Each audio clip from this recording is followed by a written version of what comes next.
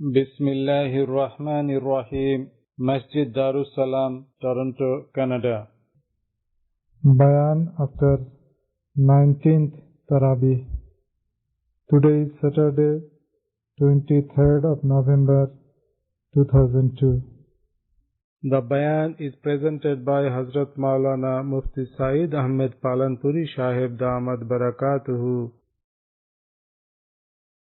Bismillahirrahmanirrahim.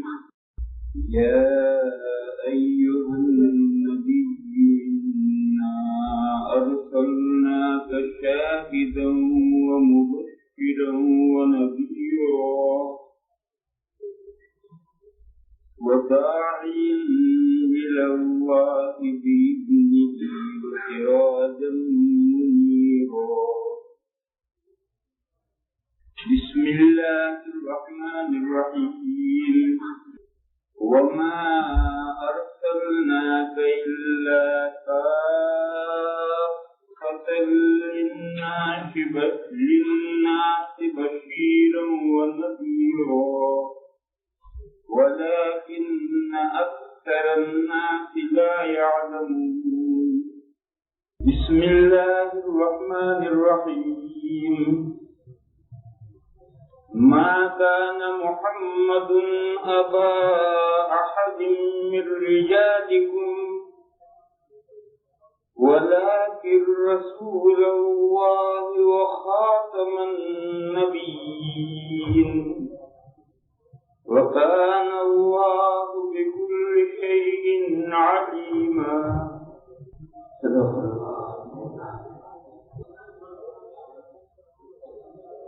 اور بھائیوں، یہ 3 آیات پاک ہیں مختلف جگہ، جن میں نبی کریم صلی اللہ تعالی علیہ وسلم کی ایک خاص شان بیان کی گئی، جس کو آج ہم مسلمان فراموش کر چکے. جیسی وہ شان حضور کی ہمیں یاد ہونی چاہیے تھی، آج وہ ہمیں یاد نہیں رہی، اور وہ یاد نہ رہنے کی وجہ سے اسلام دور اول میں جتنا تیزی کے ساتھ پھیلا آج نہیں پھیلتا. دور اول میں جو صحابہ کسی علاقے میں جاتے تھے تو کایا کی کایا پلٹ جاتے، سارا ملک مسلمان ہو جاتا تھا. آج وہ صورتحال کیوں نہیں؟ کوئی وجہ ہے، اس کی صحابہ کے سامنے حضور پاک صلی اللہ تعالی علیہ وسلم کی یہ شان تھی. ہمارے سامنے وہ شان نہیں ہے، ہم اسے بھولے ہوئے ہیں.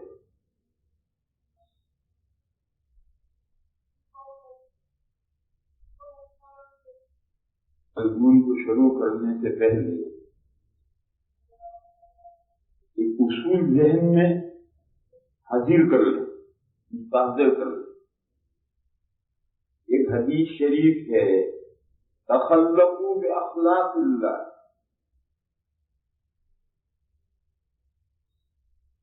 اللہ کی جو خوبیاں ہیں اپنے اندر پیدا کرو. اللہ کی جو اخلاق ہے، اخلاق یعنی اللہ کے کمالات اور اللہ کی خوبیاں، ان خوبیوں کو اپنے اندر پیدا کرو.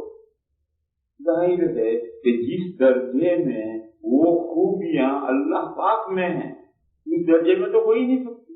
اس کی خوب انسان اپنے اندر پیدا کر سکتا ہے، تو اپنے اندر وہ خوبیاں پیدا کرنے کا مطلب ہے ان خوبیوں کی خوب اپنے اندر پیدا کرو.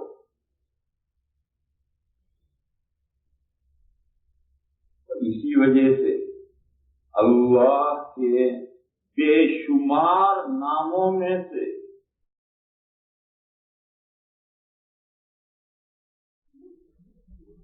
99 ناموں کو حضور اکرم صلی اللہ تعالی علیہ وسلم نے ایک حدیث شریف میں وہ 99 نام جمع کر کے امت کو تعلیم فرمائے اور یہ فرمایا کہ جو شخص ان 99 ناموں کا احصا کرے گا دخل الجنہ، جنت میں پہنچ جائے۔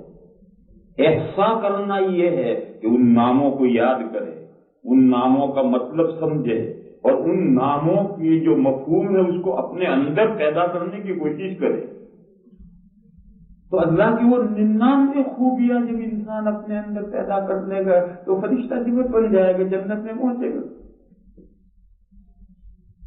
آج مسلمانوں میں بہت کم ایسے ہوں گے جن کو یہ 99 نام زبانی یاد ہوں گے، پھر یاد ہو کر کے پھر ان کے معنی اور مفہوم سمجھتے ہوں گے، پھر وہ ان خوبیوں کو اپنے اندر پیدا کرنے کی کوشش کرتے ہوں گے، بہت کم ہوں گے۔ اب لوگوں نے چھاپ رکھے، وہ گھر میں لا کے لٹکا دیتے۔ گھر میں لٹکانے سے جنت میں نہیں جاتا، گھر میں برکت ہوگی۔ جنت میں جانے کے لیے دل میں لٹکانا پڑتا ہے، دل میں لٹکانے سے جنت میں جائے گا، گھر میں لٹکانے سے تو گھر میں برکت ہوگی، جنت میں نہیں جاؤ۔ لیکن آج اتنی کوئی زحمت نہیں کرتا، بس بازار میں سے وہ 99 نام خرید کے لا کر گھر میں تبرک کر لٹکا ہے۔ بے شک وہ برکت والے نام ہیں، جہاں وہ نام ہوں گے ضرور برکت ہوگی، لیکن حدیث شریف میں جو ان کی فضیلت آئی ہے دخل الجنہ، وہ دخل الجنہ گھر میں لٹکانے سے نہیں ہوگا، وہ دل میں لٹکانے سے ہوگا۔ ان ناموں کو حفظ کرنا ہوگا، یاد کرنا ہوگا، ان ناموں کو سمجھنا ہوگا کہ ہر نام کا کیا مفہوم ہے اور ہر نام اللہ کے کون سے کمال کی نمائندگی کرتا ہے، وہ اللہ کے کون سے کمال کو ڈسپلے کرتا ہے۔ پھر اس کمال کو اپنے اندر آدمی پیدا کرنے کی حد تک امکان کوشش کرے۔ اتنا اقصاہا دخل الجنہ، اقصاہا کا یہ مفہوم۔ گھر کی بات تو ہے، اب جو قرآن کریم یہاں رکھے ہیں جن کو بچے حفظ کرتے ہیں، عام طور پر بچے حفظ کرتے ہیں 848 صفحے والا قرآن۔ یہ قرآن یہاں رکھا ہے، اس کے پورے صفحے ہیں 848 یا 848 صفحے والا جو قرآن، اسی میں بچے حفظ کرتے ہیں۔ اس کے شروع میں ٹائٹل پر اللہ کے 99 نام لکھ رکھے، چھاپ رکھے۔ بچہ سارا قرآن یاد کر دیتا ہے مگر کسی حافظ کو یہ 99 نام یاد نہیں۔ افسوس کی بات ہے، یہاں کیوں چھاپے؟ یہ جو قرآن حافظی قرآن ہے جن کو بچے حفظ کرتے ہیں، اس کے شروع میں کیوں چھاپے؟ اس لیے کہ ان کو بچوں کو یاد کرایا جائے، لیکن نہیں، توجہ ہی نہیں ہے امت کی اس طرف۔ سارا قرآن کریم بچہ حفظ کرے گا، اللہ کے فضل سے پکا مضبوط کرے گا، اور یہ 99 نام استاد بچوں کو یاد نہیں کرے۔ حالانکہ چاہیے یہ کہ حفظ شروع کرانے سے پہلے یہ 99 نام یاد کراؤ، رٹو، پکے کروا دو، اور پھر حفظ شروع کرو، اور حفظ کے دوران ہر ہفتے ہر مہینے ایک مرتبہ سنتے رہو۔ ان کے پڑھنے میں کتنا وقت لگتا ہے؟ زیادہ سے زیادہ 5 منٹ لگتے ہیں۔ ان 99 ناموں کو پڑھنے میں 5 منٹ لگتے ہیں، تو ہر ہفتے میں ایک مرتبہ، ہر 15 دن میں ایک مرتبہ حفظ کے دوران یہ 99 نام سنتے رہو، تو جب بچے کا حفظ مکمل ہوگا تو یہ اتنے پکے ہو گئے ہوں گے کہ زندگی میں کبھی دماغ میں سے نہیں نکل سکتے، کیونکہ 4 سال ان کا دور ہوتا رہا ہے، 3 سال ان کا دور ہوتا رہا ہے، مگر اساتذہ کی توجہ ہی نہیں ہوتی تک۔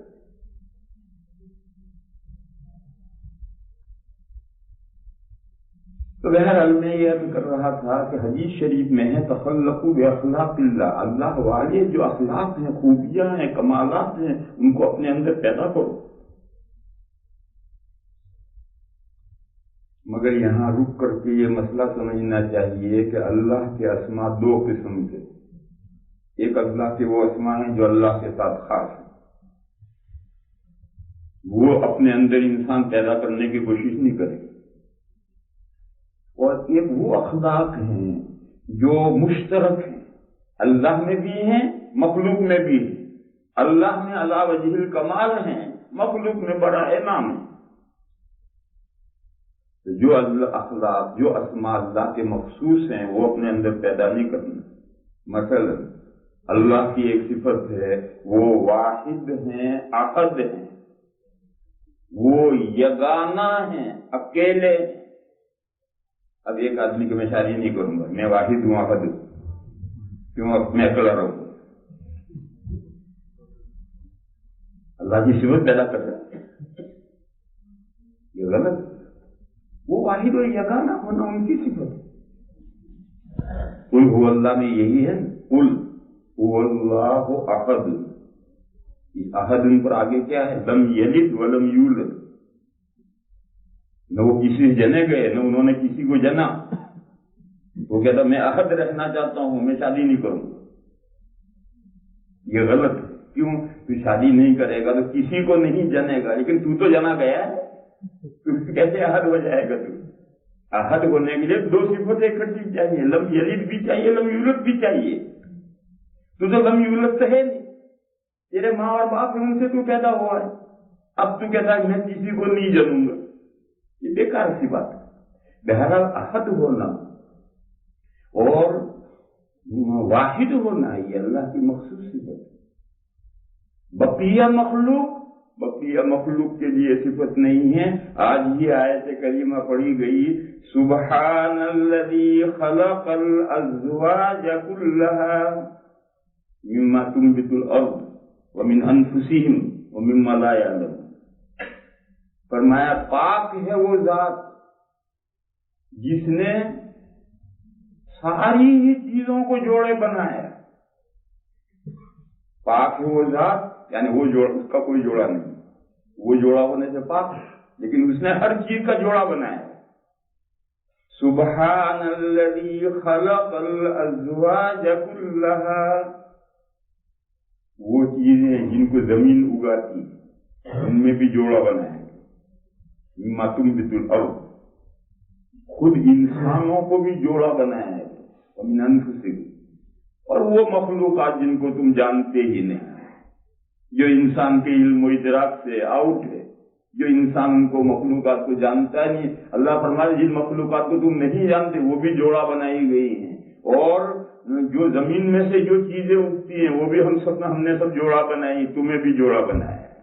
اور اللہ کی ذات پاک ہے، وہ جوڑا ہونے سے ان کا کوئی جوڑا نہیں۔ یا مثلا اللہ تعالی کی صفت ہے کبریائی، عظمت اور بڑائی، یہ انہی کے شان ہے، انہی کی صفت ہے۔ آدمی بڑے بننے کی کوشش کرے، عظمت اور بڑائی حاصل کرنے کی کوشش کرے، اونھا ہو جائے گا، نیچا دیکھنا پڑے گا، یہ چیز اسے حاصل نہیں ہوگی۔ دنیا میں عزت اس کی ہے جو اپنے کو چھوٹا سمجھتا ہے، لوگ اسے بڑا سمجھتے ہیں۔ جو اپنے آپ کو نیچے رکھتا، ڈاؤن کرتا ہے، لوگ اس کو اونچا اٹھاتے ہیں، اور جو خود بڑا بننا چاہتا ہے لوگ نظروں سے گرا دیتے ہیں۔ حدیث شریف میں ہے، من تواضع للہ رفعہ اللہ، جو خاکساری اختیار کرے، جو خاکساری اختیار کرے اللہ کے لیے، یعنی کسی دنیاوی مقصد سے نہیں، بعض مرتبہ دنیا کے مقصد سے بھی خاکساری اختیار کی جاتی ہے۔ میں مثال دیتا، مگر آپ لوگ اردو نہیں سمجھتے۔ اردو میں جب لیٹر لکھتے ہیں تو آخر میں لکھتے ہیں اختر فلا، انگریزی میں کچھ سنسیئرلی پتہ نہیں کیا لکھتے ہیں، اس کے معنی کچھ اور ہے سنسیئرلی، لیکن اردو میں لکھتے ہیں اختر۔ اختر معنی سب سے زیادہ بے قدر، حقیر، حقیر کا اس کو تبدیل ہے اختر۔ یہ جو اختر لکھ رہا ہے اس سے کہو گدھے یہاں سر ہو جائے گا، آپ کے سر ہو جائے گا، گدھے کی بے قدر ہے، اور تو جو لکھ رہا ہے اختر ہوں میں، یعنی سب سے زیادہ بے قدر ہوں۔ ہم نے تجھے قدر گدھے کو کہا، گدھا تو لوگ پیسے جو خریدتے بیچتے ہیں اس پر سامان ڈھوتے ہیں، تجھے گدھا کہا تو کیوں ناراض ہو گیا؟ معلوم ہوا وہ جو اختر لکھتا ہے وہ صرف لکھتا ہے، وہ صرف لکھتا ہے، یہاں نہیں ہے۔ کھوپڑی میں اپنے آپ کو اختر نہیں سمجھتا، کھوپڑی میں تو اپنے آپ کو بڑا بہتر سمجھتا ہے۔ تو اس لیے فرمایا من تواضع للہ، جو اللہ کے لیے، یعنی اللہ کی خوشنودی کی، اللہ کی رضا کے لیے، جو اپنے آپ کو جھکاتا ہے، رفعہ اللہ، اللہ اسے اٹھاتا ہے۔ تو بلند ہونا، بلندی ملتی ہے پستی میں۔ کسی نے ایک مثال دی، آم کا درخت کبھی دیکھا ہے؟ جس ٹہنی پر بہت پھل لگ جاتے ہیں وہ ٹہنی جھک کر زمین تک آ جاتی ہے، اور جس ٹہنی پر پھل نہیں ہوتا ہے وہ سر الاڑے ہوتی ہے۔ تو با کمال ہمیشہ پستی کی طرف آتا ہے، اپنے آپ کو ہیج سمجھتا ہے، اور بے کمال سمجھتا ہے کہ دنیا میں سب سے بڑا با کمال میں ہوں۔ اس لیے میرے بھائیوں، عظمت، کبریائی، بڑائی اللہ کے شاہن شان ہے۔ اس کے علاوہ کیا ہماری عظمت اور کیا کبریائی اور کیا بڑائی؟ یہ تو دوسروں کا تصور ہے، ہماری اختیار کی چیز نہیں، دوسروں کا تصور ہے۔ دوسرے مجھے بڑا سمجھیں تو میں بڑا، دوسرے مجھے ذلیل سمجھیں میں ذلیل۔ تو جو چیز میرے اختیار میں ہی نہیں ہے، دوسروں کے تصور میں ہے، اس کی تمنا کرنا فضول۔ میرے اختیار کا ایک سودا ہو، میں اسے حاصل کر سکتا ہوں۔ بڑائی اور عظمت اور کبریائی یہ تو دوسروں کے تصور میں، دوسرے مجھے بڑا سمجھیں گے تو میں بڑا ہوں، میں اپنی نگاہوں سے مجھے گرا دیں گے تو میں کچھ بھی نہیں ہوں۔ تو جو چیز میرے اختیار میں ہی نہیں ہے اس کا میں تصور کیوں کروں؟ اور اللہ کی عظمت و کبریائی کسی کے تصور کے تابع نہیں۔ کوئی ان کو بڑا سمجھے یا نہ سمجھے، وہ اپنی ذات سے بڑے۔ تو بہرحال میں مثال دے رہا تھا، دوسری مثال دے رہا تھا کہ یہ عظمت، کبریائی یہ اللہ کی مخصوص صفت ہے۔ کوئی شخص اپنے اندر یہ صفتیں پیدا کرے اس کی اجازت نہیں۔ حدیث شریف میں ہے، حدیث قدسی ہے، اللہ پاک جل شانہ عم نوالہ فرماتے ہیں کہ العظمت ردائی، الکبریاء ردائی والعظمت ازاری فمن نازعنی قبضتہ فی النار۔ فرمایا کہ کبریائی میری چادر ہے، عظمت میری لنگی ہے۔ حضور کے زمانے میں سوٹ بنتا تھا دو چادروں سے، ایک چادر لنگی کے طور پر باندھتے تھے اور دوسری چادر اوڑھتے تھے جیسے احرام میں اوڑھتے ہیں، اور یہ ان دو چادروں کا نام سوٹ اللہ۔ تو اللہ نے فرمایا کہ یہ عظمت بھی میرے لیے ہے اور یہ کبریائی بھی میرے لیے ہے، کبریائی میری چادر ہے اور عظمت میری لنگی ہے۔ کوئی شخص مجھ سے یہ دونوں چیزیں چھیننا چاہے گا تو میں اسے جہنم میں اوندا منہ کر دوں گا۔ معلوم ہوا کہ یہ انہی کے شایان شان ہیں، عظمت و کبریائی انہی کو زیب دیتی ہیں۔ یہ اپنے اندر پیدا کرنے کی کوشش نہیں کرنی چاہیے، اس کے مقابل تواضع، پیروتنی، خاکساری، دوسروں کو بڑا سمجھو، اپنے کو چھوٹا سمجھو تو دوسرے تمہیں بڑا سمجھیں گے، اور اگر دوسروں کو چھوٹا سمجھو گے، اپنے کو بڑا سمجھو گے تو کوئی بڑا نہیں سمجھے گا، تم خود ہی سمجھتے رہو۔ اردو میں کہتے ہیں کہ ہم چوں ڈنگرے نیست، ہم چوں دیگرے نیست، جو یہ سمجھتا ہے کہ ہم چوں دیگرے نیست، ہمارے جیسا کوئی دوسرا نہیں، وہ غلط سمجھتا ہے، وہ یہ سمجھتا ہے ہم چوں ڈنگرے نیست، ہمارے جیسا کوئی جانور نہیں، میں ہی سب سے بڑا جانور ہوں۔ تو یہ تو وہ صفات ہے اور بہت سی صفت ہے۔ تو اللہ کی جو مخصوص صفت ہے وہ ان کی مخصوص صفت ہے۔ مثلا وہ خالق ہے، ہم کیسے خالق بن جائیں گے؟ وہ باری ہیں، پیدا کرنے والے، ہم کیسے باری بن جائیں گے؟ وہ رب ہیں، ہم کیسے رب بن جائیں گے؟ لیکن وہ صفتیں جو اللہ کے ساتھ خاص نہیں ہیں، اللہ میں بھی پائی جاتی ہیں علی وجہ الکمال، اور مخلوق میں بھی پائی جاتی ہیں برائے نام، مگر پائی جاتی ہیں۔ جیسے رحیم اللہ بھی، اور رحیم مخلوق بھی ہو سکتی، رؤوف اللہ بھی ہے، رؤوف مخلوق بھی ہو سکتی، سمیع اللہ بھی ہے، سمیع مخلوق بھی ہو سکتی، بصیر اللہ بھی ہے، بصیر ہم بھی ہو سکتے۔ اعمیٰ کو کہتے ہیں، اندھے کو کہتے ہیں اعمیٰ، اور دیکھتے کو کہتے ہیں بصیر، اور یہی بصیر اللہ کی بھی صفت ہے۔ بہرے کو کہتے ہیں اسم، اور شنوا کو کہتے ہیں سمی۔ سمی اللہ کی بھی صفت ہے، مخلوق کو بھی لگ جاتا ہے۔ اور قرآن کریم میں یہ دو صفتیں اللہ جل شانہ امن والہ نے اپنے حبیب حضور پاک صلی اللہ تعالی علیہ وسلم کے لیے استعمال فرمائی ہیں۔ سبحان الذی اسری بعبدہ لیلا من المسجد الحرام الى المسجد الاقصى الذی بارکنا حولہ لنریہ من آیاتنا۔ معراج کی، اسراء کی اور معراج کی وجہ بیان کی ہے کہ ہم حضور اپنے بندے کو معراج میں اس لیے لے گئے کہ ہم اپنی نشانیاں ان کو دکھانا چاہتے تھے۔ لِنُرِيَهُ مِنْ آیَاتِنَا إِنَّهُ هُوَ السَّمِيعُ الْبَصِيرُ۔ بے شک وہ یعنی حضور اللہ کا خاص بندہ یعنی حضور سمیع و بصیر، لہذا ان کو اللہ کی نشانیاں سنا دی جائیں گی، ان کو اللہ کی نشانیاں دکھا دی جائیں گی، تو وہ اس کو اپنے دل و دماغ میں کیچ کر دیں گے اور پھر امت تک وہ پہنچائیں گے۔ تو معراج کی، اسراء کی وجہ، تو حضور کو اسراء اور معراج کیوں ہوئی؟ آدم علیہ السلام سے لے کر آخری پیغمبر حضرت عیسیٰ علیہ السلام، عیسیٰ علیہ السلام بنی اسرائیل کے آخری پیغمبر، کسی کو معراج میں اللہ پاک نہیں لے گئے۔ حضور پاک صلی اللہ تعالی علیہ وسلم ہی کو کیوں لے گئے؟ اس آیت میں اس وائے کا جواب ہے کہ ہم اپنے بندے کو یہاں سے وہاں تک اس لیے معراج میں پھر وہاں سے آسمانوں پر اس لیے لے گئے لِنُرِيَهُ مِنْ آیَاتِنَا، تاکہ دکھلائیں ہم اس کو ہماری نشانیوں۔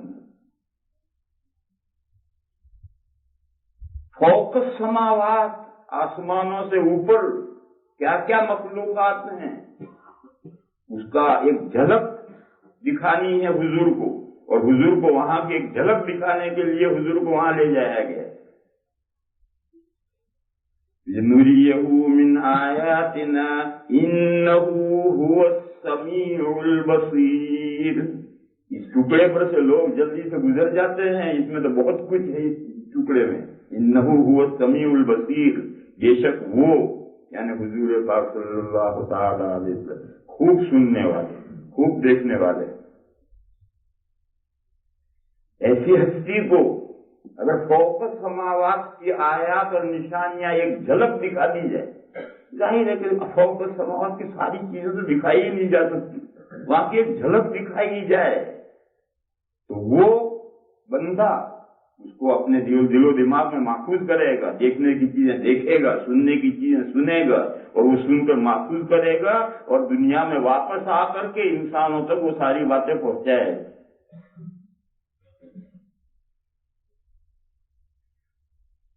جس کا جی چاہے جب جی چاہے کمپیریشن کرے،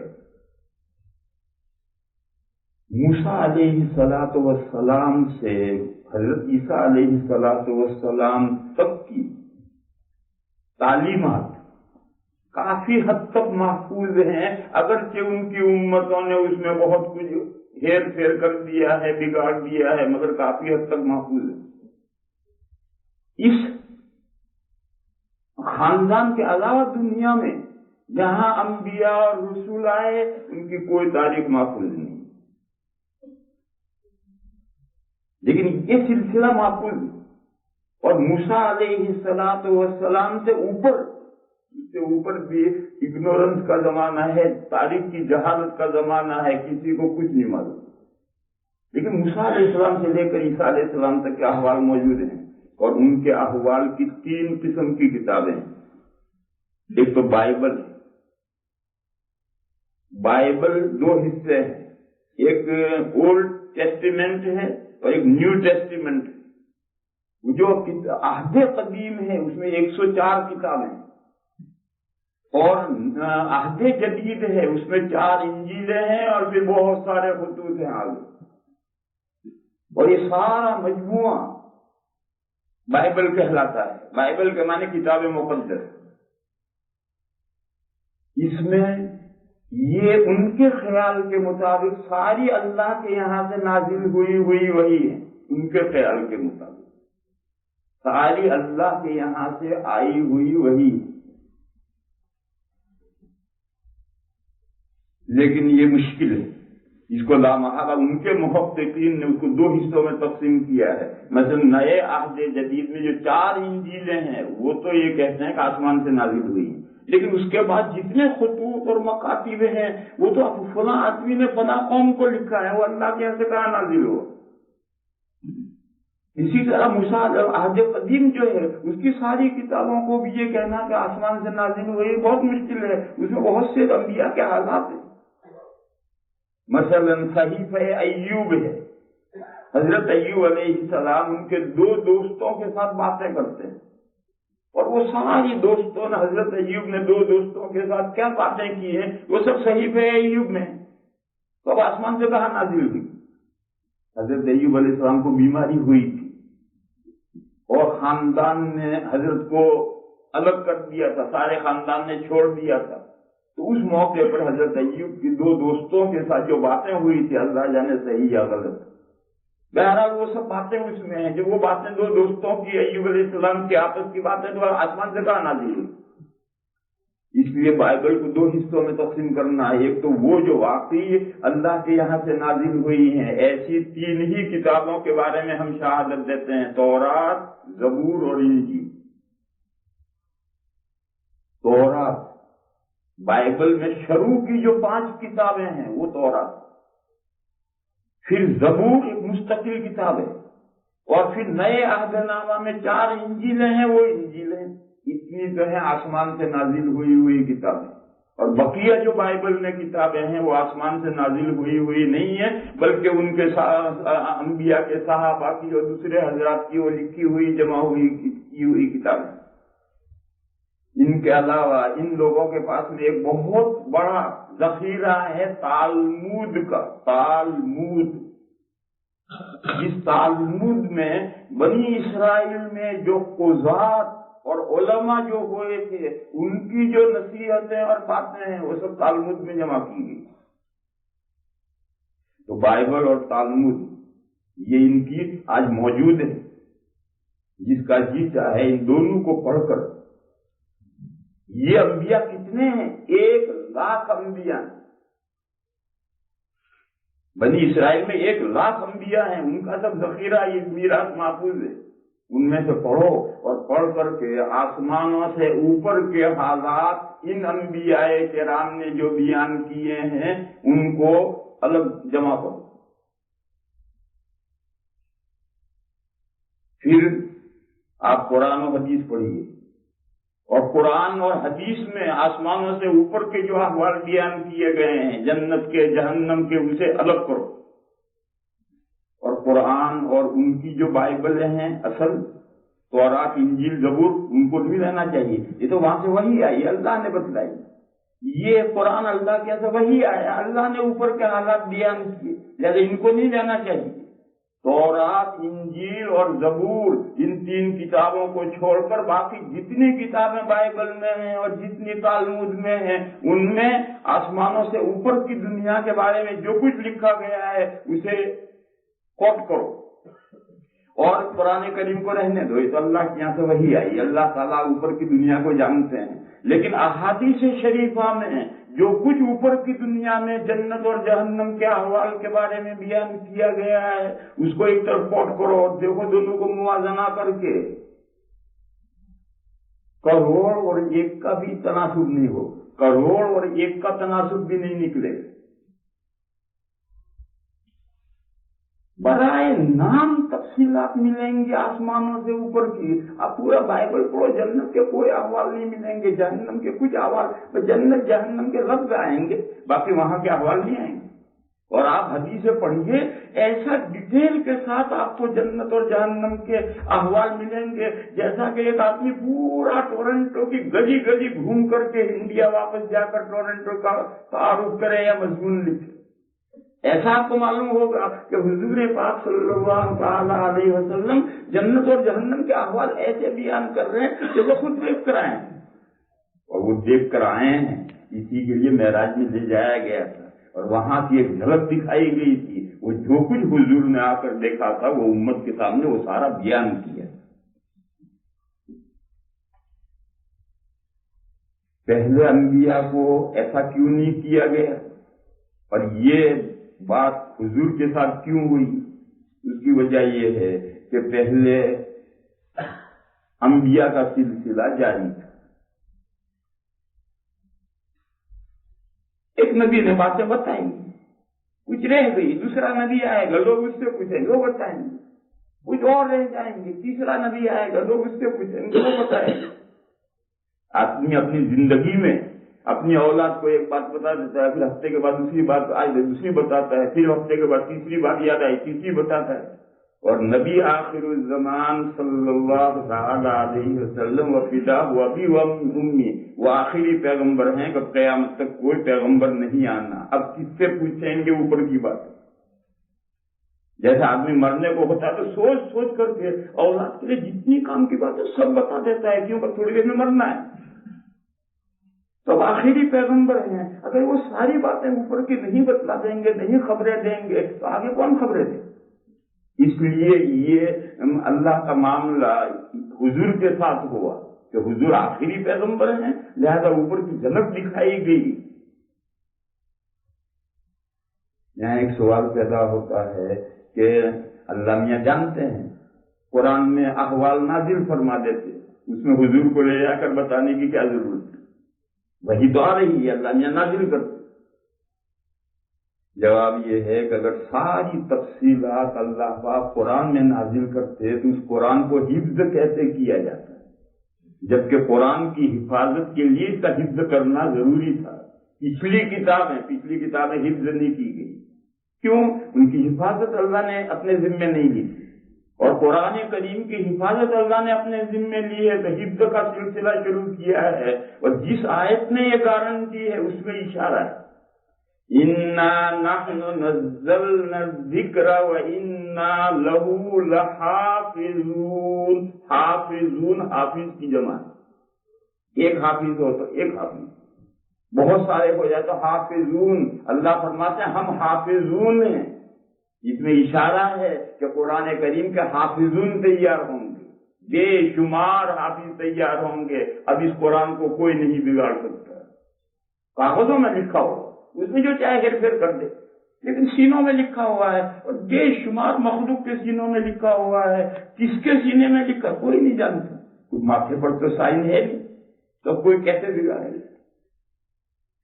چند سال پہلے میں تاشقند سمرقند گیا. یہ وہ روس کا علاقہ ہے، ازبکستان کا، جو اس نے چھوڑا ہے اور آزاد ہوئے ہیں ملک.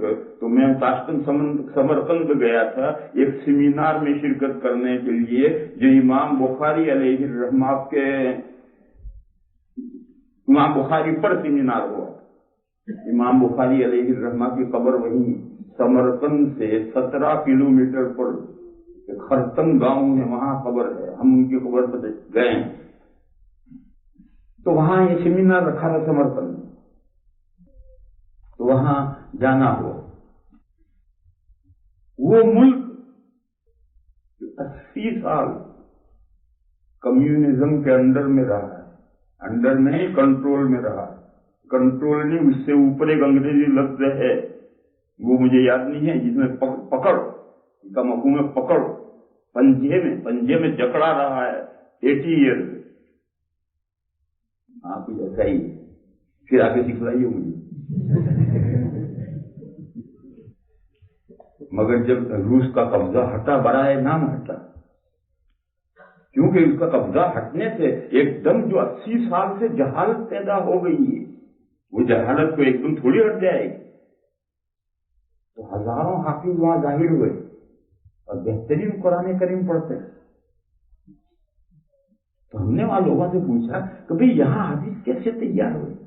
یہاں تو قرآن ملک میں داخل نہیں ہو سکتا تھا، اللہ کا نام نہیں لے سکتے تھے، کوئی مسجد نہیں تھی، سب مسجدیں یا تو توڑ دی، ویران کر دی گئی تھی یا بند تھی. یہاں حدیث کیسے؟ تو وہاں لوگوں نے ہمیں بتایا کہ یہاں ایک سسٹم تھا.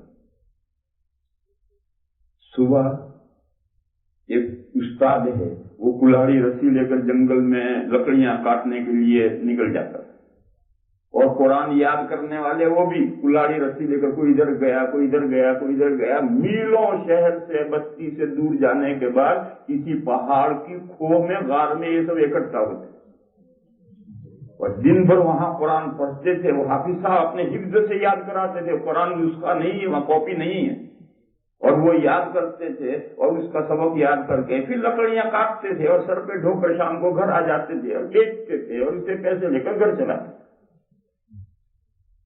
اس طریقے سے پہاڑوں کی کھو میں جا کر ان لوگوں نے حفظ کا سلسلہ جاری رکھا ہے. تو میری عقل دنگ رہ گئی کہ اللہ نے جو فرمایا ہے کہ اِنَّا لَهُ لَحَافِظُونَ، ہم قرآن کی نگہبانی کرنے والے ہیں. جب وہ نگہبانی کرنا چاہتے ہیں تو ایسے ملک کے اندر بھی ہزاروں حافظ آ جائیں وہاں.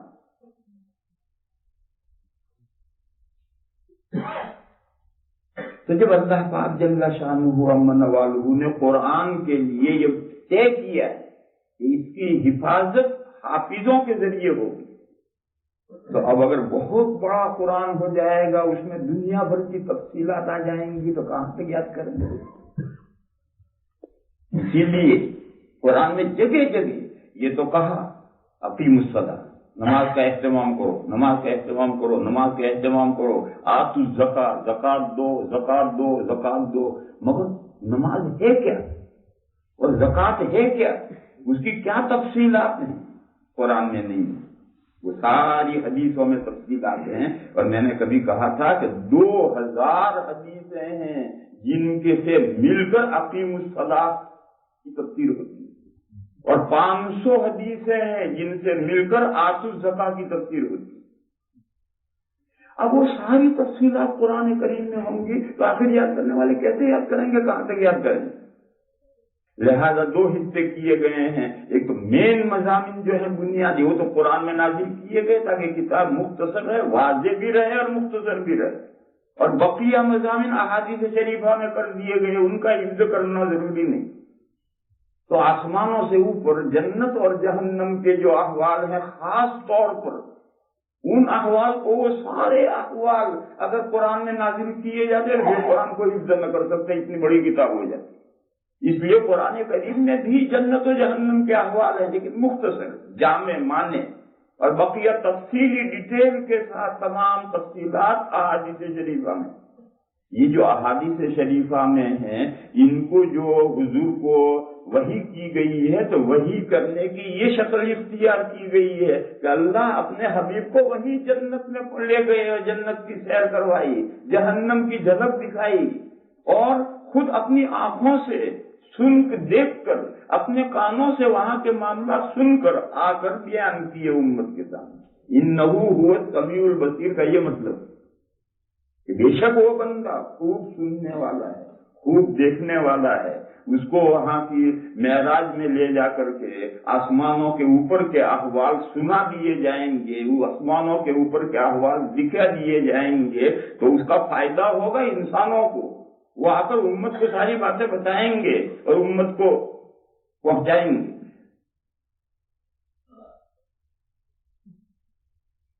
تو بہرحال یہ مضمون بتا رہا تھا کہ کچھ صفات مشترک ہیں، اللہ کے لیے بھی استعمال ہوتی ہیں، بندوں کے لیے بھی استعمال ہو سکتی ہیں. قرآن میں ہے لیس کمثلہ شیء، لیس کمثلہ شیء وہو السمیع البصیر. اللہ کے معنی کوئی چیز نہیں، اور وہ خوب سننے والے ہیں، خوب دیکھنے والے ہیں. اور حضور کے بارے میں اس آیت میں ہے کہ انہ هو السمیع البصیر. اور ہم سب عربی زبان میں، لینگویج میں، جو بھی اندھا نہیں ہے وہ بصیر، جو بھی بہرا نہیں وہ سمیع. لیکن ظاہر ہے کہ ہمارا سمیع ہونا اور ہے، اللہ کے حبیب کا سمیع و بصیر ہونا اور ہے، اور اللہ پاک کا سمیع و بصیر ہونا اور ہے. لیکن بہرحال سمیع و بصیر ہونا ایک مشترک صفت ہے. بات کا خلاصہ یہ ہے کہ اللہ کی وہ صفات جو اللہ کے ساتھ خاص ہے، وہ تو اپنے اندر پیدا ہو ہی نہیں سکتی، اور کوئی یہ خیال کرے کہ میرے اندر وہ پیدا ہو گئی تو وہ خام خیالی میں، وہ تو اللہ کی مخصوص صفت ہے. لیکن جو مشترک صفت ہیں ان کے بارے میں حدیث شریف میں تخلقوا باخلاق اللہ، اللہ کے وہ کمالات اور اللہ کی وہ خوبیاں اپنے اندر پیدا کرو. حدیث شریف میں ہے الرحمن یرحمہم الراحمون یرحمہم الرحمن، مہربانی کرنے والے بندوں پر رحمان مہربانی کرتے ہیں۔ الراحم یرحمہم الرحمن ارحموا من فی الارض یرحمکم من فی السماء، زمین میں جو مخلوقات ہیں ان پر مہربانی کرو، آسمان والا تم پر مہربانی کرے۔ اس حدیث شریف میں کیا سمجھایا گیا کہ اللہ کی جو یہ صفت ہے، اس صفت کو اپنے اندر پیدا کرنے کی کوشش کرو۔ اللہ مہربان ہے، تم بھی مخلوقات پر مہربانیاں کرو۔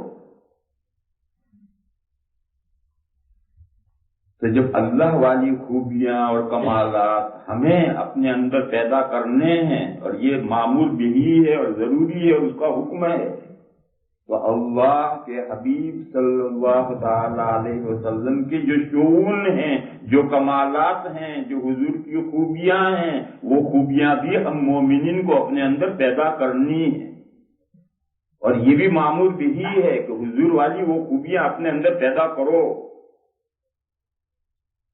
یہاں بھی وہی مسئلہ ہے، حضور کی بعض صفات اور بعض خوبیاں وہ ہیں جو حضور ہی کے لیے، دوسرے کے اندر وہ پیدا ہو ہی نہیں سکتی۔ حضور عربی تھے، ہم کیسے عربی بن جائیں گے؟ ہندوستان میں پیدا ہوئے ہیں۔ حضور امی تھے، یعنی اس قوم کا فرد تھے جو امیون کہلاتی تھی، اس کا فرد تھے، ام القریٰ کے باشندے تھے، ہم کیسے ہو جائیں گے امی اور ام القریٰ کے باشندے؟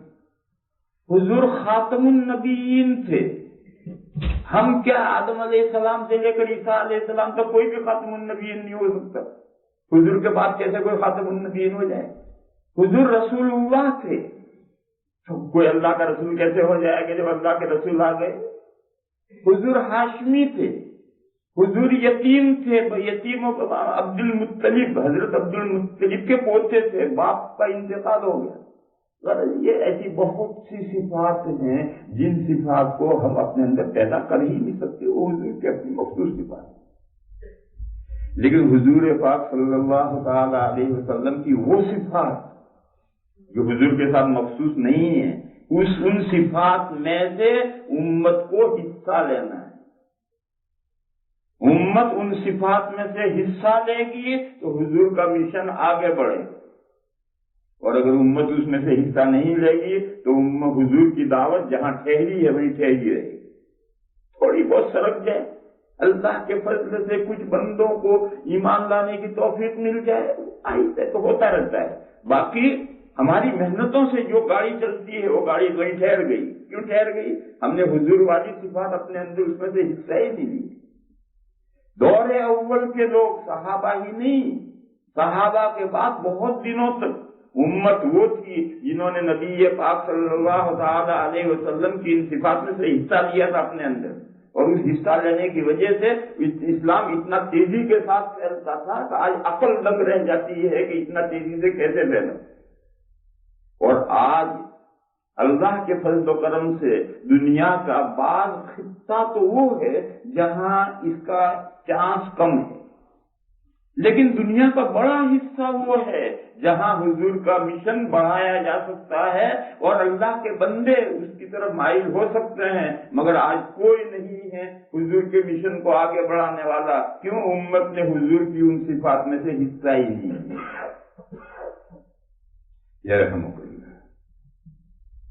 اس لیے میں نے یہ 3 آیتیں پڑھی تھی کہ ان آیات میں نبی پاک صلی اللہ تعالی علیہ وسلم کی کیا صفات ہیں، ان صفات میں سے ہم کیا حصہ لے سکتے ہیں، اور ہم ان صفات میں سے حصہ لیں گے تو انسانیت کا کیا بھلا ہوگا، یہ مضمون مجھے بتانا ہے۔ تو اب اسے پہلے سمپل اور سادہ انداز میں حضور کی وہ خوبیاں سمجھنی، جب وہ خوبیاں ہم سمجھ لیں گے تو پھر ہم دوسرا مضمون شروع کریں گے کہ ان خوبیوں کو ہم اپنے اندر کس طرح سے پیدا کر سکتے ہیں، اس میں سے جو ہم تھوڑا سا حصہ لے سکتے ہیں وہ کیا لے سکتے ہیں۔ پھر یہ مضمون تو خود بخود سمجھ میں آ جائے گا. پھر بھی اس کی وضاحت کریں گے کہ اگر امت حضور کی یہ خوبیاں اپنے اندر پیدا کر لے تو انسانیت کو کیا فائدہ پہنچے گا. پہلی آیت میں نے پڑھی تھی سورہ احزاب کی، اس میں حضور پاک صلی اللہ تعالی علیہ وسلم کی 5 صفتیں بیان کی گئی. دوسری آیت میں نے پڑھی تھی سورہ فاطر کی، اس میں حضور کی 1 صفت بیان کی گئی. تیسری آیت میں نے پڑھی تھی سورہ احزاب کی، اس میں حضور کی 2 صفتیں بیان کی گئی. یہ کل 8 صفتیں ہیں. حضور کی بہت صفات ہیں، ساری صفات کی شرح اور وضاحت تو کر نہیں سکتا ہوں اس وقت میں. یہ حضور کی جو 8 صفات ہیں ان 8 صفات کو سمجھ لیں.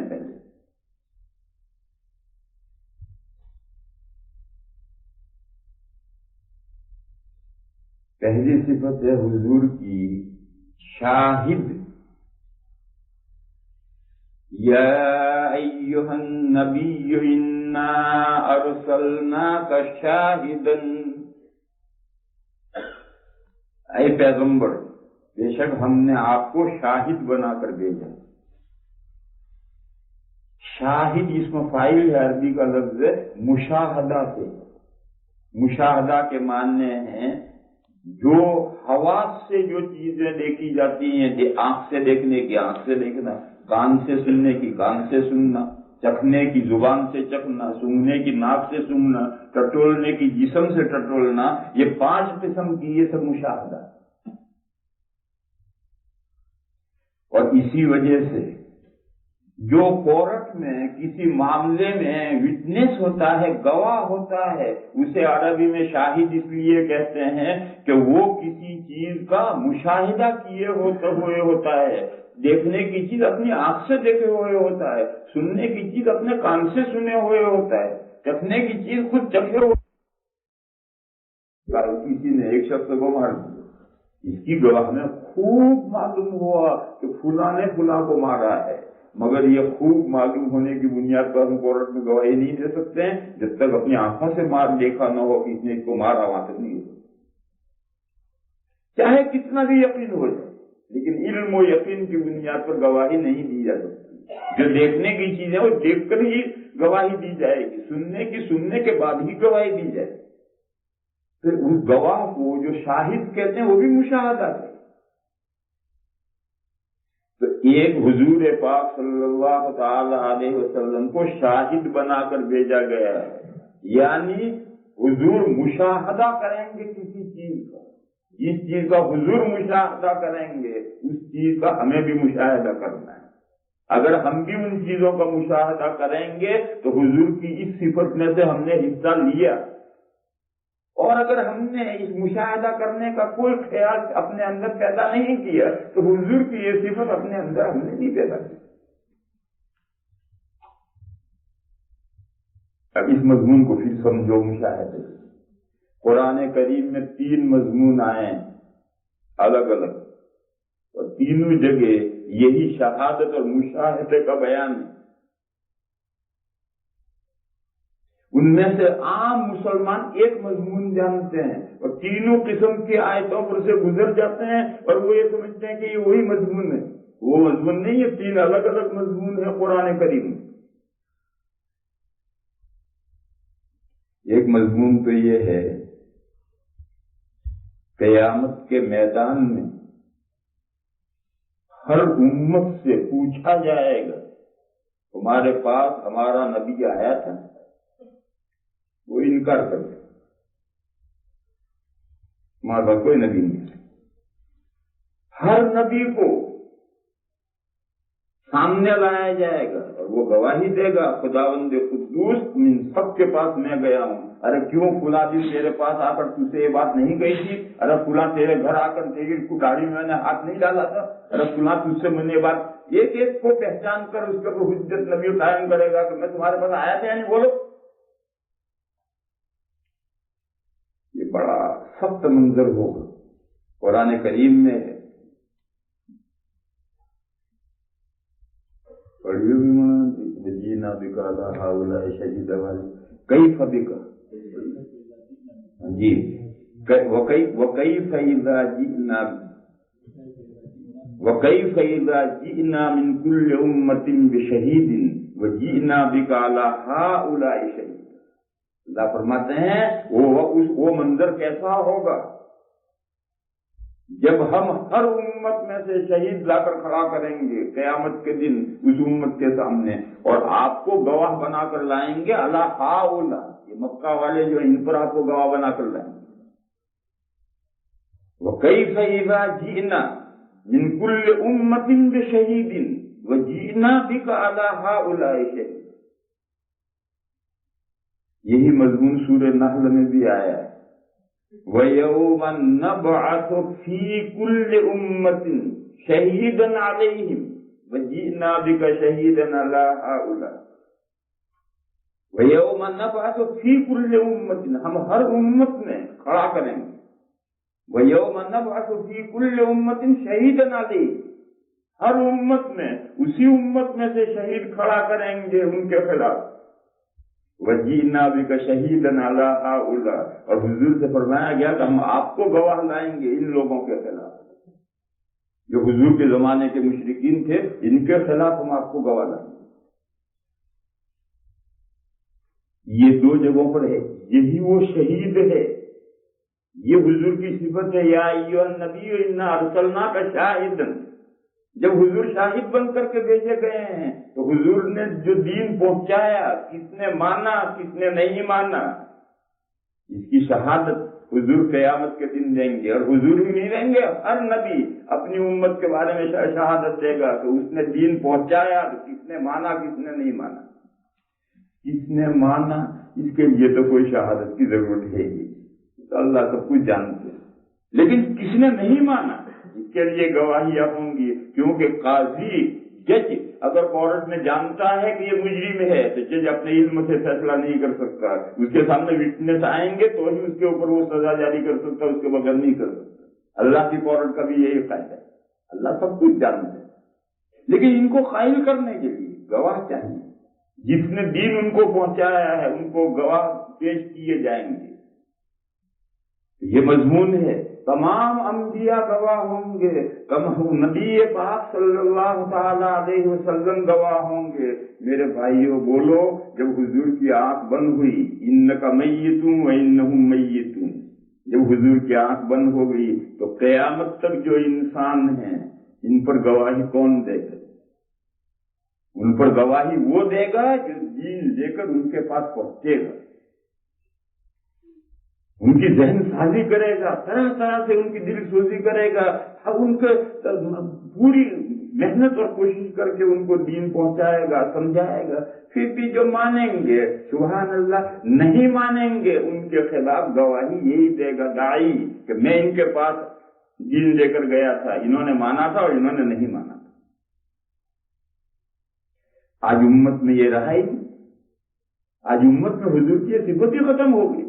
جزوی طور پر بعض اللہ کے بندے ہیں کہ جو اللہ کا دین لے کر کے تمام انسانوں تک پہنچ جاتے ہیں اور ان کو پہنچاتے ہیں اور سمجھاتے ہیں. دیکھو ماننا نہ ماننا ان کا اختیار، ہمارا کام دین پہنچانا اور سمجھانا ہے.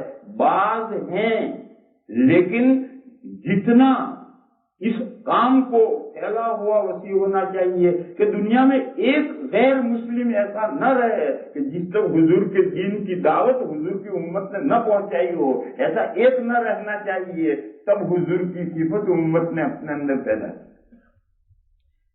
جب حضور شاہد بنا کر بھیجے گئے تھے تو حضور جب تک دنیا میں رہے مشاہدہ کرتے رہے، دین پہنچاتے رہے، کس نے مانا کس نے نہیں مانا مشاہدہ کرتے رہے. جب حضور کی آنکھ بند ہو گئی تو آگے کون کرے گا مشاہدہ، کون دین پہنچائے گا اور کون مشاہدہ کرے گا.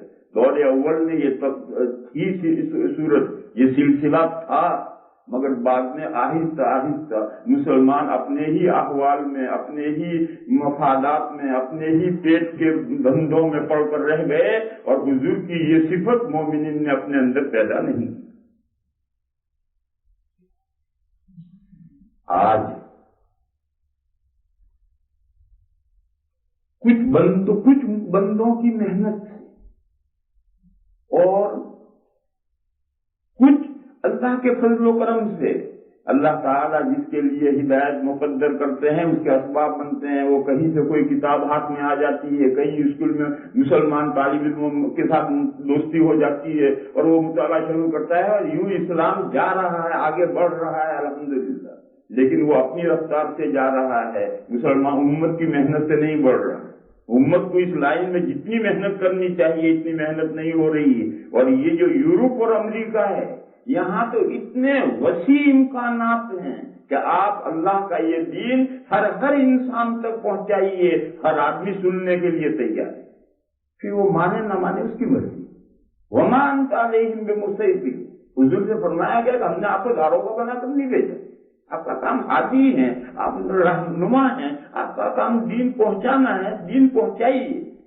یہ جو یورپ اور امریکہ ہے, ہمارا جو ایشیا ہے, ان ایشیا میں جو غیر مسلم ہے جیسے انڈیا میں, وہاں اتنا تعصب ہو گیا ہے کہ اب کسی ہندو کے سامنے بات کرنا مشکل ہے. اور جب مسلمانوں کی وہاں حکومت تھی تو بھائی لڑتے رہے, باپ بیٹے لڑتے رہے, ان کی ہمیشہ خون ریزیاں ہی ہوتی رہی. اور اسلام انڈیا میں جو کچھ پھیلا ہے یہ بیچارے بزرگوں کی محنتوں سے پھیلا ہے, اور ان بزرگوں نے مسلمان تو کیا مگر ان کی تعلیم و تربیت کرنے والا کوئی نہیں رہا. جہالت پیدا ہو گئی. اور وہ اسلامی حکومت جب تک رہی مسلمانوں نے دین کا کوئی پریچے نہیں کیا, کوئی اشاعت نہیں کی. اور آج اس کے امکانات کم ہو گئے, وہاں تعصب اس درجہ پیدا ہو گیا ہے. لیکن یہ یورپ اور امریکہ کے جو ممالک ہیں یہ اوپن مائنڈ ہے. یہاں کسی کے سامنے جو خوبصورتی کے ساتھ, حکمت کے ساتھ, دانش مندی کے ساتھ آپ دین اسلام کا تعارف کرائیں تو سنیں گے. مگر کچھ بھی نہیں ہو رہا, دنیا میں کہیں کچھ نہیں ہو رہا. اور ادھر تو کچھ ہو بھی رہا ہے. ایشیا سے ایسٹ میں کچھ تو مسلمان ملک ہیں جیسے انڈونیشیا ہے, ملیشیا ہے, لیکن جو غیر مسلم ملک ہے جیسے بہت بڑا ملک چائنا, وہاں تو کتنے مسلمان ہیں اور کس حال میں ہیں یہی ہمیں پتہ نہیں, اور وہاں کچھ بھی نہیں ہو رہا. جبکہ یہ امت کی ذمہ داری ہے. جب امت کا پیغمبر شاہد ہے تو شاہد کب ہوگا؟ جب دعوت لے کر پہنچے گا. کس نے مانا کس نے نہیں مانا اس کا مشاہدہ جب نبی کرے گا. اور تمام انبیاء شاہد تھے, اور تمام انبیاء جیسے شاہد تھے ایسے حضور بھی شاہد تھے. اب حضور تو آخری پیغمبر ہے, خاتم النبیین ہے. تو اب یہ مشن لے کر کون بڑھے گا؟ یہ مشن امت کو لے کر بڑھنا ہے. دور اول کے حضرات اس بات کو سمجھتے تھے اور وہ لے کر بڑھے. اب ہم نے حضور کا یہ وصف اپنے اندر سے کھو دیا. تو میں یہ کہہ رہا تھا کہ آج بھی کچھ نہ کچھ اسلام پھیلتا ہے, مگر دو چیزیں راستے کا روڑا بن جاتی. ایک تو مسلمانوں کی بے عملی. جب ہم کسی کے سامنے اسلام کی دعوت پیش کرتے ہیں تو اس کے دماغ میں فوراً اس کا جو مسلمان پڑوسی ہے وہ ایگزامپل اس کے دماغ میں آتی ہے. میری بلڈنگ میں میرا جو نیبر ہے وہ مسلمان, وہ تو چوری بھی کرتا ہے, وہ تو جھوٹ بھی بولتا ہے, وہ تو یہ بھی کرتا ہے, وہ تو نالائق ہے, وہ تو لچا ہے, وہ تو لفنگا ہے. اس کی ساری زندگی اس کے دماغ میں. تو اب آپ دعوت پیش کریں گے, وہ آپ کی دعوت سنے گا اور اس کا دماغ اپنے نیبر سے کمپیریشن کرے گا. وہ یہ کہے گا کہ یہ دعوت سے ایسی ہے. اگر یہ اسلام ہوتا تو میرا پڑوسی جو مسلمان ہے اس میں یہ خوبیاں کیوں نہیں؟ تو ایک تو یہاں آ کر کے اسلام کی اشاعت کو دھکا لگتا ہے. دوسرا, دور اول کا ایک سسٹم تھا, وہ سسٹم اب ختم ہو گیا. یورپ اور امریکہ میں تو الحمدللہ کچھ نہ کچھ ہے, ہمارے ایشیا میں تو سرے سے ختم. اس لیے یورپ اور امریکہ میں پھر بھی اسلام کی اشاعت ہے, ایشیا میں کم ہے. وہ کیا تھی؟ دور اول میں سسٹم تھا کہ جس کے ہاتھ پر جو مسلمان ہو وہ اس کے خاندان کا ایک فرد ہو, اور اس کا جو سرنیم ہے وہ سرنیم بھی اس کو ملے. اور اب اس کی تمام ایکٹیویٹیز پر نظر رکھنا اس خاندان کا کام ہے. کہ مسلمان ہونے کے بعد میں کوئی ایسی حرکت تو نہیں کرتا جس سے اسلام کو نقصان پہنچے. آج بہت سے نو مسلم ہیں، نو مسلم بن کر مسجد پر آ کر کھڑے ہو جاتے ہیں، ہم نے نیا اسلام قبول کیا لاؤ پیسے. یہ جو حرکت ہے وہ جو جس کے ہاتھ پر مسلمان ہوا ہے وہ اور اس کا پورا خاندان اس کی ایکٹیویٹیز پر نظر رکھے اور اس کی ہر ضرورت وہ خاندان پوری کرے. اور ہر آدمی کو سرنیم چاہیے. جب وہ کفر میں سے نکل کر اسلام میں آ گیا تو اگر وہ اپنا کفر کا سرنیم استعمال کرے گا تو وہ اسلام میں کیا ہے؟ لہذا اسلام میں آنے کے بعد وہ کفر کا سرنیم نہیں ہوگا، اسلام کا سرنیم ہوگا. وہ سرنیم کہاں سے آئے گا؟ جس کے ہاتھ پر مسلمان ہوا ہے اسی کا سرنیم اسے ملے گا. امام بخاری علیہ الرحمہ جوفی ہیں، وہ جوفی ان کا سرنیم ہے اس لیے کہ امام بخاری علیہ الرحمہ کے پردادا ایک جوفی آدمی کے ہاتھ پر مسلمان ہوئے. تو پردادا کے زمانے سے اس مسلمان بنانے والے کا سرنیم مل گیا امام بخاری جوفی. پھر جب اس خاندان کا فرد بن گیا تو اب انسان جتھے کے ساتھ زندگی گزار سکتا ہے، اکیلا زندگی نہیں گزار سکتا. انسان اکیلا ہے، اسے بیوی چاہیے. انسان شادی شدہ ہے، بچے ہیں تو ان بچوں کے لیے بہویں چاہیے. انسان کے پاس لڑکیاں ہیں تو لڑکوں کے لیے داماد چاہیے. یہ سارے پرابلمز اگر اس کے حل نہیں ہوں گے تو کوئی اسلام کیسے قبول کرے؟ اس وقت میں یہ مسئلہ تھا کہ جو جس خاندان میں جڑ گئے بس وہ خاندان اس کی تمام ایکٹیویٹیز پر نظر رکھے گا، اس کی دینی تعلیم و تربیت کا انتظام کرے گا، اس کی دنیاوی کفالت کرے گا. اگر وہ غیر شادی شدہ ہے تو وہ خاندان اس کو لڑکی دے گا، اور اگر اس کے بچے بڑے بڑے ہیں تو وہ اور ان کو بہویں دے گا. اس کی بچیاں ہیں تو بچے ان میں بھی آئیں گے، اس خاندان میں بھی آئیں گے. تو ایک آدمی مسلمان ہونے کے بعد میں نو پرابلم، کوئی پرابلم ہے ہی نہیں. اور آج ایک مسلمان آدمی ہوتا ہے تو پرابلم کا ڈھیر ہوتا ہے اس کے سامنے. اتنے مسائل اس کے سامنے ہوتے ہیں کہ وہ سوچتا ہے کہ میں کیوں مسلمان ہوں، کیوں میں نے یہ غلطی کی. میں قصہ سناؤں آپ کو. میں راندیر میں جب پڑھاتا تھا تو چنارواڑ مسجد سے 2 محلے یوں نکلتے، چھاچا اسٹریٹ تھی اور پتہ نہیں کون سی اسٹریٹ، جملہ والی. تو میں چھاچا اسٹریٹ میں رہتا تھا اور میرے پیچھے دوسری طرف رخ مکان کا تھا، اس میں ایک ڈاکٹر رہتے تھے. وہ نو مسلم تھے. کہاں کے تھے وہ معلوم نہیں. ڈاکٹر میڈیسن ڈاکٹر تھے. ان کا میرے ساتھ جو ہم نماز چنارواڑ میں ایک ساتھ پڑھتے تھے، میرے ان کے مراسم سے میرے ساتھ آتے تھے، بیٹھتے تھے. میں بھی کبھی کبھی ان کے گھر جاتا تھا. ایک دن میرے سامنے وہ رو پڑے، بڑے بڑے آنسو ٹپک پڑے ان کے، اور کہنے لگے مولانا میں کیا کروں، میری یہ 2 بچیاں ہیں، بڑی بڑی ہو گئی، کوئی ان کو لیتا نہیں. 2 لڑکیاں تھیں، بڑی بڑی جوان لڑکیاں. میں کیا کروں، ان لڑکیوں کو دیکھ کر میرے آنسو نکلتے ہیں کہ ان بچوں کا کیا کروں، اسے کوئی لیتا ہی نہیں. کیا کروں، کہاں جاؤں، ان کو دفن کر دوں، مار ڈالوں، اپنے مذہب میں ہندوازم میں واپس چلا جاؤں. میں سوچتا ہوں کیا کروں. میرے پاس لڑکے اس وقت بڑے نہیں تھے، میں بھی خون کے آنسو بھی کر رہے تھے. پھر میں وہاں سے دیوبند چلا گیا. پھر لمبا وقت گزرا، میرے لڑکے بڑے ہو گئے. تب میرے ذہن سے وہ بات نکلی ہی نہیں ان کی.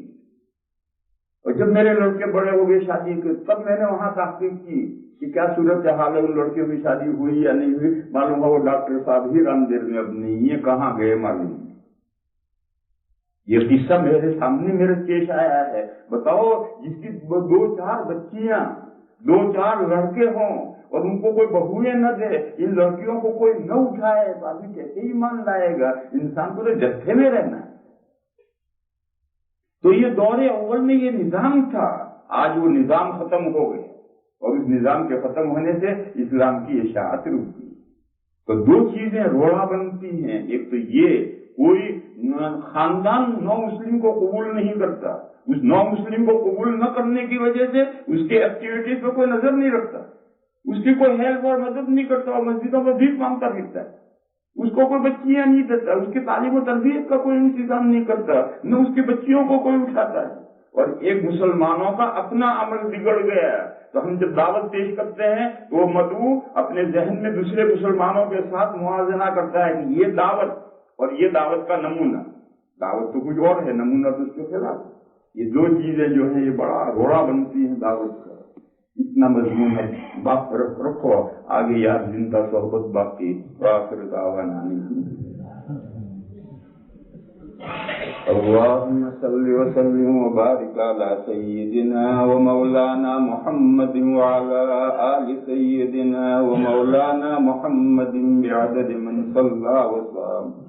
اللهم تحنن وترحم على سيدنا ومولانا محمد وعلى آل سيدنا ومولانا محمد كما تحننت وترحمت على سيدنا إبراهيم وعلى آل سيدنا إبراهيم إنك حميد مجيد. اللهم صل وسلم اللهم صل وسلم على سيدنا ومولانا محمد كما صليت وسلمت على سائر الأنبياء إنك حميد مجيد. اللهم وفقنا لما تحب وترضى واجعل آخرتنا خيرا من الأولى. اللهم تب علينا، اللهم توفنا مسلما والحقنا بالصالحين غير خزايا ولا مفتونين برحمتك يا أرحم الراحمين. صلى الله عليه وسلم.